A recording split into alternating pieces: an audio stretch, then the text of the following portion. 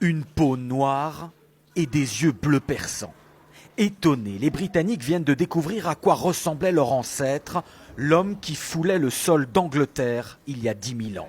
Ce sont les scientifiques du Muséum d'histoire naturelle de Londres qui viennent de faire cette révélation et qui ont modélisé très exactement son visage. On n'aurait jamais imaginé ça il y a quelques années encore. Cette combinaison inhabituelle de cheveux bruns, bouclés, presque crépus, avec une peau très sombre et des yeux d'un bleu vif.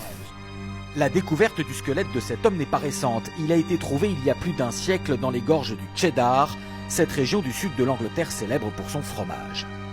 En 1997, à partir de ce squelette, les scientifiques avaient déjà extrapolé son visage, celui d'un homme du Mésolithique d'une vingtaine d'années, blanc.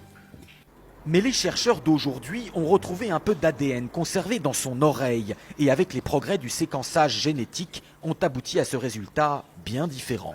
Ça ne m'étonne pas, l'humanité a voyagé depuis l'Afrique, donc ça me paraît logique.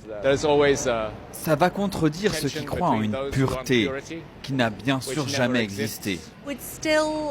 En regardant cette photo, je pense quand même que déjà à l'époque, c'était un immigrant, venu d'ailleurs dans le monde. Je ne pense pas qu'il soit né comme ça, ici, à Londres. Selon les scientifiques, Cheddarman est bien né noir sur le sol anglais.